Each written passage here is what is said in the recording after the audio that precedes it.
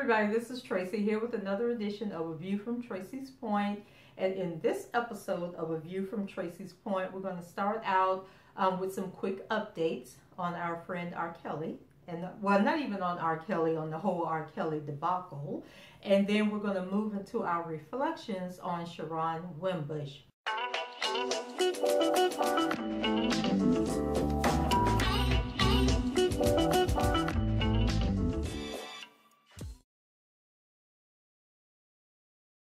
So on the quick updates, R. Kelly has agreed to, actually he hasn't agreed to pay Drea that $32,000 that she's looking for in interest and tuition. He has made the payment. Steve Greenberg announced today that R. Kelly has paid that $32,000. They're going to pay whatever because they're sick and tired of Drea, and they're not going to give her any ammunition and any footage for growing up hip-hop. And if you guys watch Growing Up Hip Hop, or you're on social media, mainly Twitter, when the show aired, Drea did not get any positive feedback. People were like, why is she on the show? I don't want to watch it if she's going to be on the show constantly talking about him. They're not growing up hip hop. If it was about growing up R&B, then maybe she should be on there. But people were just not there for Drea and being on this show. And so leading up to the premiere of Growing Up Hip Hop, Drea and Joanne, aka Buku, they went out on a media blitz. They were on radio stations doing interviews, and Joanne is really feeling herself. I don't know if Growing Up Hip Hop offered her some monetary incentives to stop being so meek and humble and to like speak out against her dad. But in one interview, I think with TMZ, she was basically saying that she doesn't need her dad's money, that she's out here making her own money. She's doing this reality TV show to make money. She's producing her music, and she really don't need her father's money. And then in another interview, she was asked, does she have a relationship with him? If he called, would she answer the phone? And she basically said that she doesn't want to talk to him. If he calls her, she's not answering the phone. She's not picking up. I mean, just being really disrespectful. And then there was a little beef going on where when they were on the TMZ show doing their interview with them, Drea had the unmitigated gall to come out and say that if R. Kelly isn't making money, then he can go work at the Del Taco, like some fast food taco stand. Whatever he needs to do to make money, she doesn't care. She just wants her money. And so Steve Greenberg shot back and basically said that why don't she go get a job at McDonald's or Burger King if she's so hard pressed for money, and basically saying that Drea is not using the money to support the kids. She's actually living off the money because that's her only real income that's coming in. And so she is expecting R. Kelly to support her. They had 512,000 viewers. I need to go back and check and see how that compared to last season. I meant to do that before I did this video.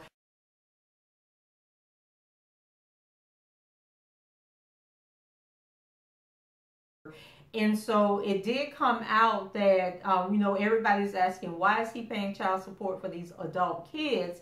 Well, it has since come out, they're releasing those court documents from their divorce decree, but it has come out that R. Kelly actually agreed to pay child support until the kids were 23 years old. I don't know why in God's heaven anybody would do that, but according to reports, that was the agreement, that he would pay for them, take care of them until they were 23. And I'm sure he did that because he had no idea this hailstorm was coming his way, and that Drea would turn his kids against him and treat him, the way that he's being treated now.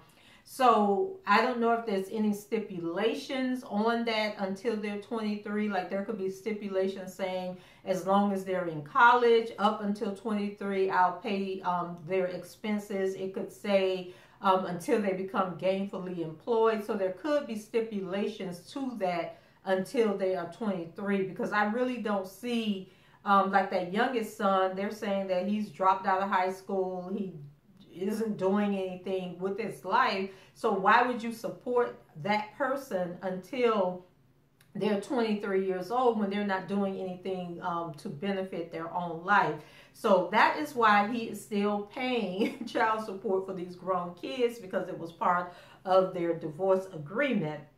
So then also with with the Growing Up Hip Hop, I was going to tell you guys, I checked the ratings from the premiere. They ended up 25th in the top 25 cable TV shows in prime time for last Thursday night.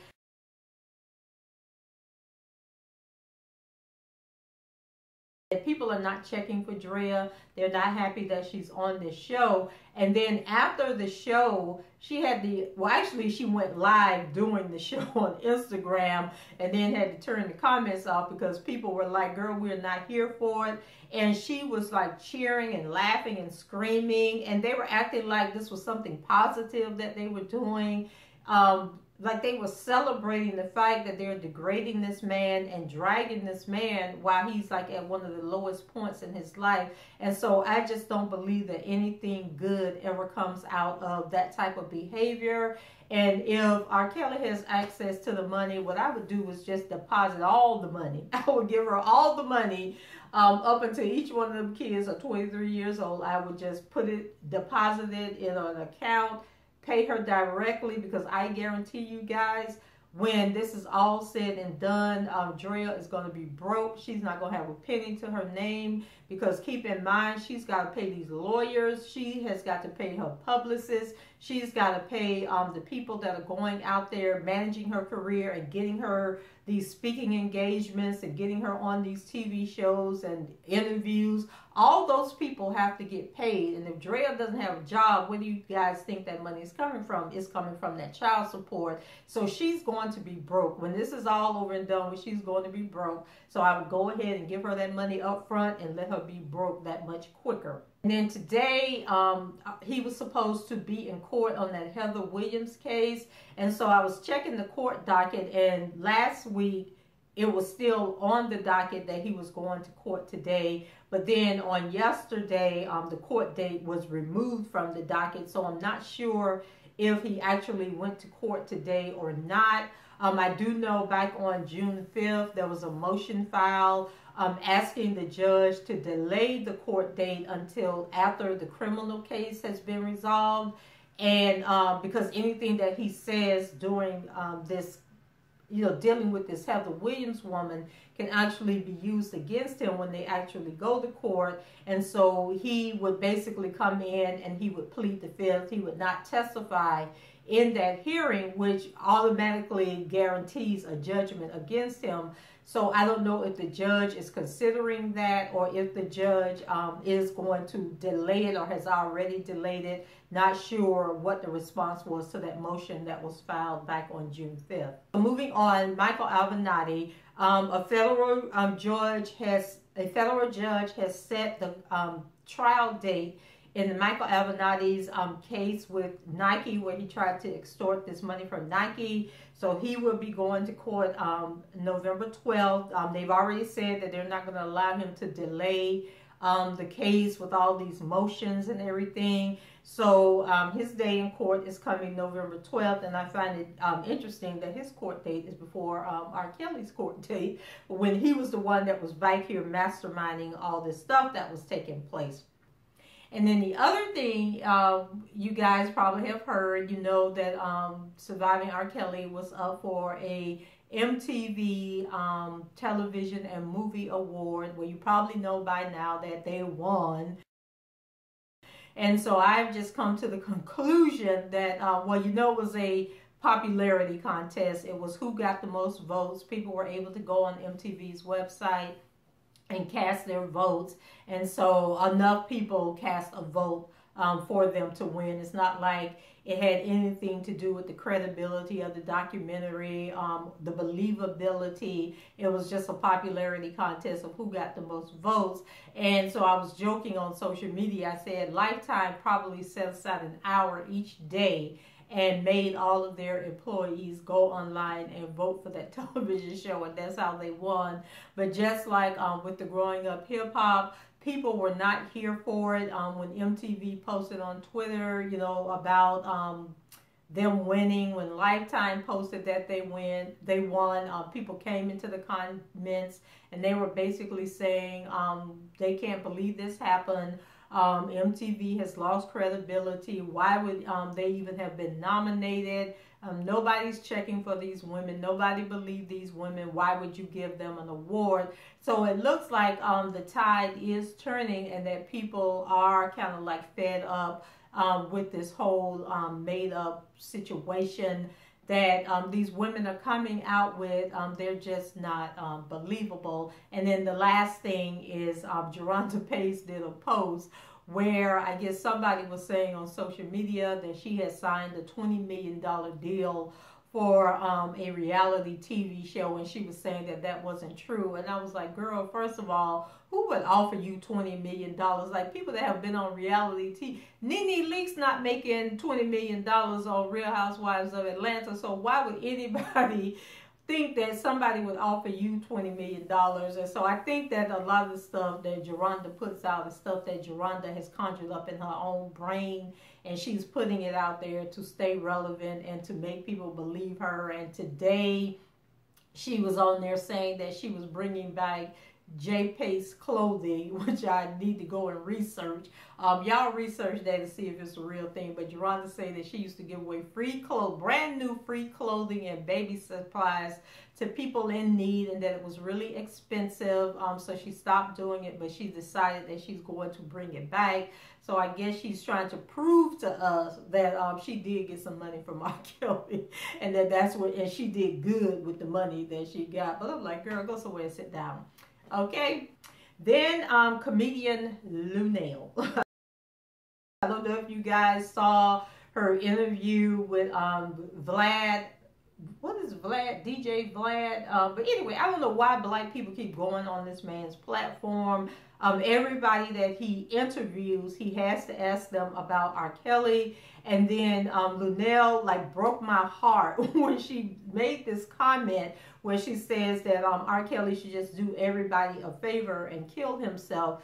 And I just thought, like, no matter how I feel about a person, no matter what somebody does to me, I would never, ever, ever say something so cruel about somebody that they should do that. So guys, do we need to cancel Luenell, or do Luenell need to just shut up and sit down and stop doing interviews? And black people in general, do they need to stop doing interviews with DJ Vlad, or should they put a stipulation in that if they do the interview, they will not be answering any questions surrounding R. Kelly? Because I just think that that was so out of line and so out of order, and she owes R. Kelly an apology for saying that. Even if that's what she believes, even if that's what she feels, it was totally inappropriate for her to say that. And then that little update leads me to the main reason for this video. And so some of you guys have emailed me, and I just want to let you guys, I appreciate those of you that email me and send me links and information and stuff.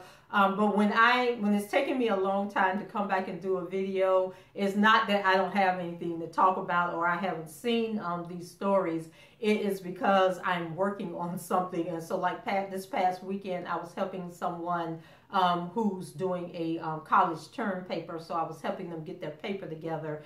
And it was like a huge document, like almost 90 pages. And so that took a few days to work on that. And then I had some stuff that I needed to get to my my advisor at the University of South Florida. So I do appreciate what you're sending me. I try to acknowledge everybody and let them know whether I've seen it or not, to thank them for even thinking about me and sending the information. So what was a very hot topic since last week, I think it was Thursday night, our friend Dana J was on Phases, the Next Level's channel, doing an interview, and the subject of Sharron, I don't know if it's Sharron or Sharron, but Winbush came up, and Dana J was very angry. He's actually been very angry a lot lately, cursing out people on Twitter, just snapping at people. I told you guys in the last video about he did the Periscope video, and I don't know if Dana J thinks that because he deletes a video that people haven't snatched the video for their records, because that Periscope video I downloaded right after he went off on everybody.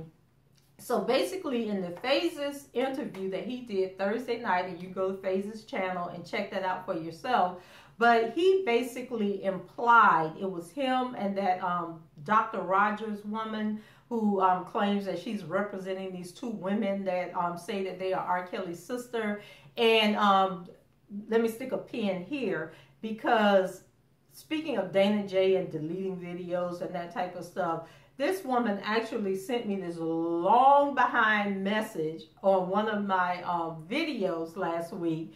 And before I could even get to the video, she had deleted what she wrote. And so I just want to let Miss Rogers know that I get notifications. Every comment that is left on my videos, I get a notification. And in that notification, it is an email of the comment. So whether you delete your comment, edit your comment, or what you do with your comment, I get that in an email. So I did read your message, and so what I am going to address with Dana J also applies to you, Miss Rogers.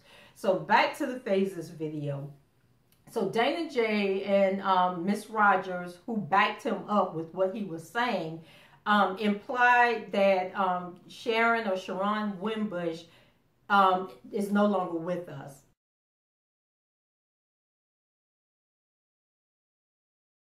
He claims that he's represented by the Cochran firm in Atlanta, and that he asked them to do a background check on Sharron, and that it came back that she died 2 years ago. Once again, I don't play with death, and I don't appreciate people that play with death.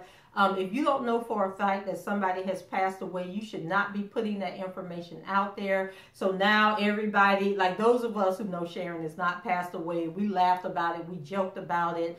For people who didn't know, who were really curious, they were really concerned, and they were asking, like, has she really passed away? And my answer is I am 99.9% sure that Sharron Winbush is still with us. And so his answer to who is running all of Sharron's social media platforms, her Twitter, her Instagram, her Facebook, her YouTube, is that he believes that the person behind this Sharron Winbush persona is actually Jonjolyn Savage. So he goes on to say they sound alike, about some pictures that Sharron took in front of a plant, that Jonjolyn took that same picture in front of a plant. And I'm just like, are you serious right now? Like, this is getting so crazy and so bizarre, and people really need to knock it off. So for this video, what I did was I went back on Sharron's page. Actually, Sharron emailed me, and she was concerned because Dana J said that he was going to try and get her pages taken down, and so she was telling me to screenshot some of the stuff that she had posted recently, so that I could have a record of it if I wanted to talk about it on my channel.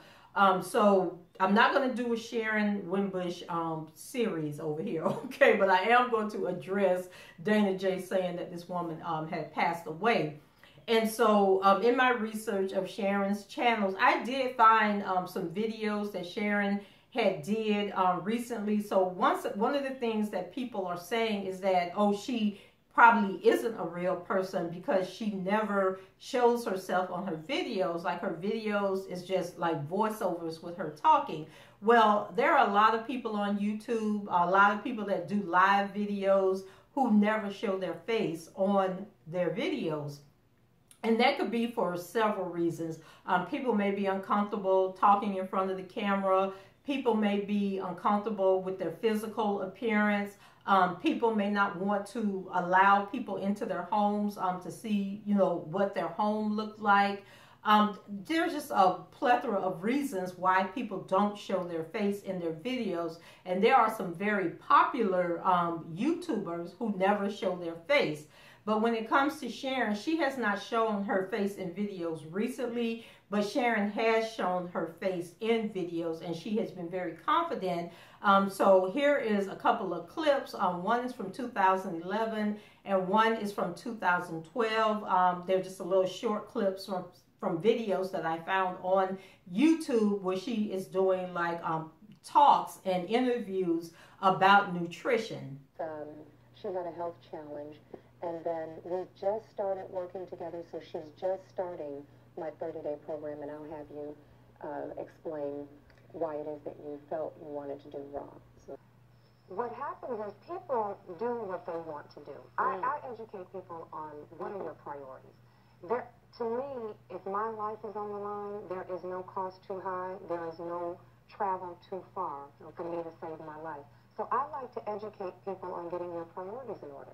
We'll go out of town for a party. We will go out of town for a convention. We will go to a concert. We will come up with the money to buy a pair of shoes. That's true. You don't go to the liquor store and bargain with him. You don't go to the dope house and bargain. You pay whatever they tell you to pay. And then the second reason that we know that Sharron is a real person is because Dana J himself said that Sharron used to be a nutritionist. He verified that she used to be R. Kelly's nutritionist, even though he was trying to throw shade and say that she didn't really work for R. Kelly, that she was hired for Drea. But we know from information that Sharron has put out that she actually worked for R. Kelly. And then the third thing, she talks a lot about, or has in the past talked a lot about the different celebrities that she's worked with. In addition to R. Kelly, she says that she used to work for Les Brown. She used to work for Cordell Stewart and a couple of other people. And so I would think that if this woman is out here putting this out on her social media, that she's worked with these people, tagging these people in social media posts. If it was not true, these people would have spoken out and said, she's a fraud, she's lying, I don't know who this woman is, I've never worked with this woman. And so to try and discount her, what she has done in her career, I think is kind of tacky and shady. And so what I found with the most current videos that she's done, and I think they were like from 2017, 2015. She was actually living in California, and she was doing videos, looked like she may have lived in a condo, and she would do the videos from out on her patio, but the camera is always facing out to the water, and she's basically talking. The same voice that's in all of those videos is the same voice that's in the current videos that she's been doing, where she's talking about the whole R. Kelly situation.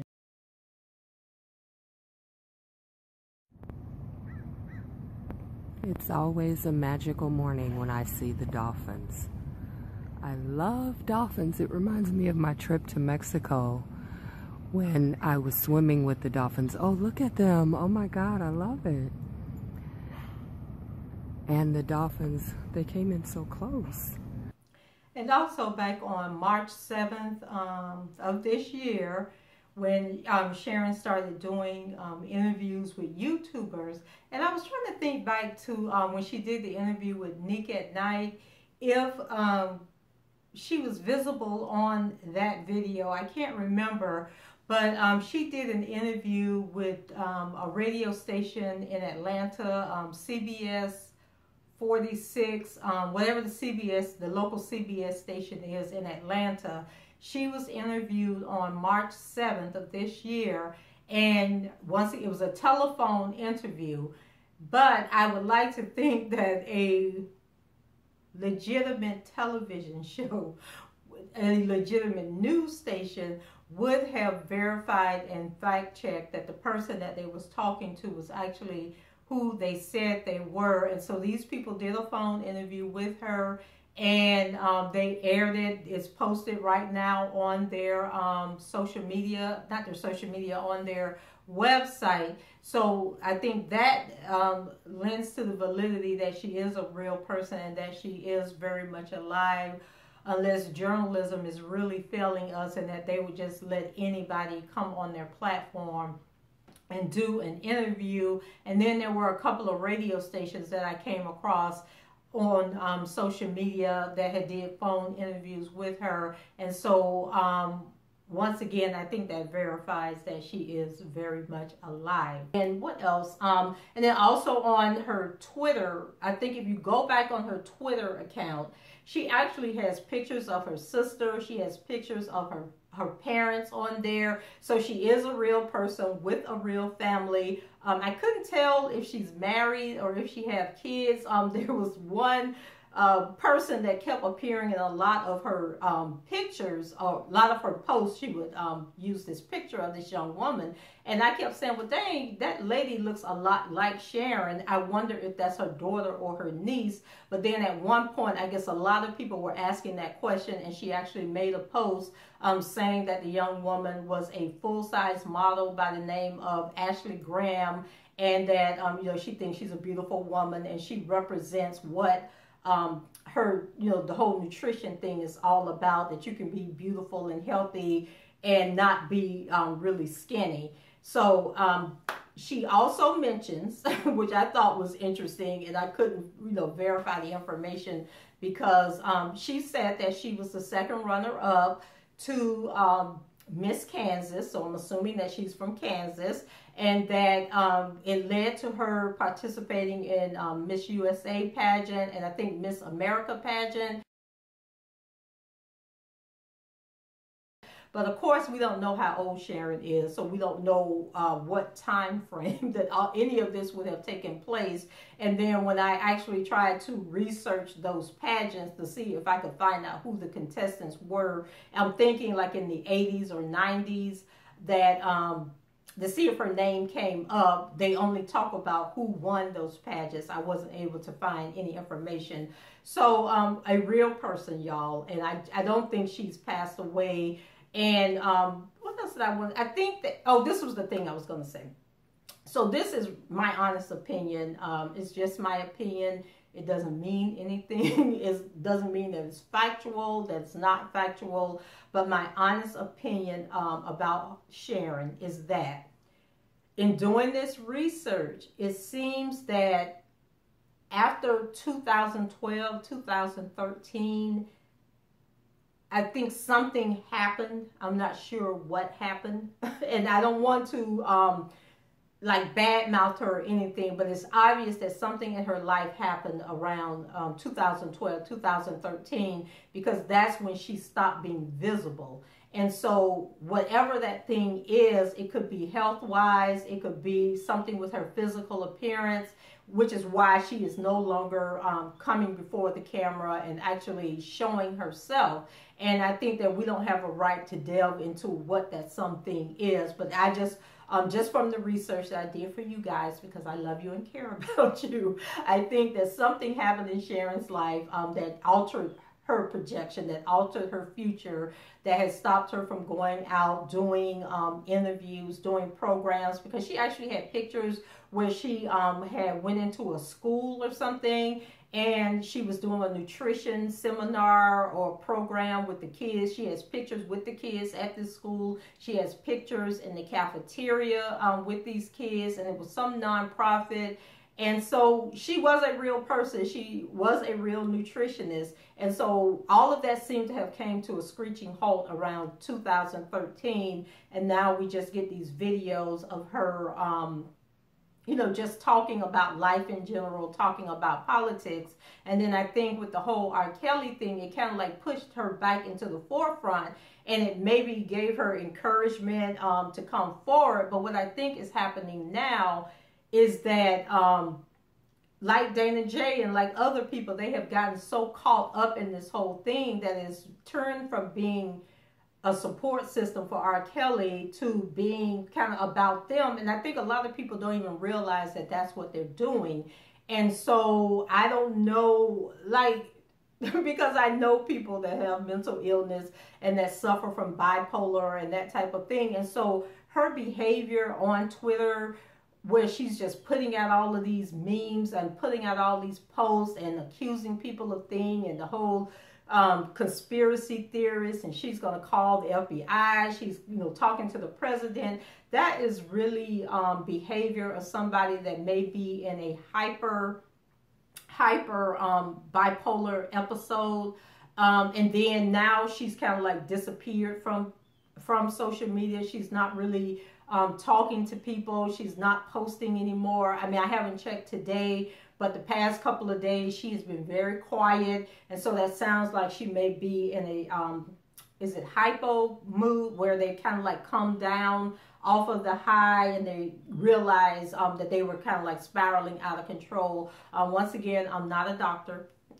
This is just my assertion, what I'm gleaming from what's going on. And so when I see people coming at her and calling her names and stuff like that, it really bothers me, because we don't know what her mental state is. We don't know what's going on in her personal life. We don't know why she's responding or acting the way that she is. We don't know if Sharron is in Chicago. We don't know if she's still in California. We don't know if she's in a retirement home or if she's in her own home. We don't know any of that. And the only way that we really will know the answers to any of those questions is if she decides to go live on a video and actually show her face and talk to people. And by a couple of her posts, she's not going to do that, because she said ain't none of our business who she is, where she's at, or what she's doing.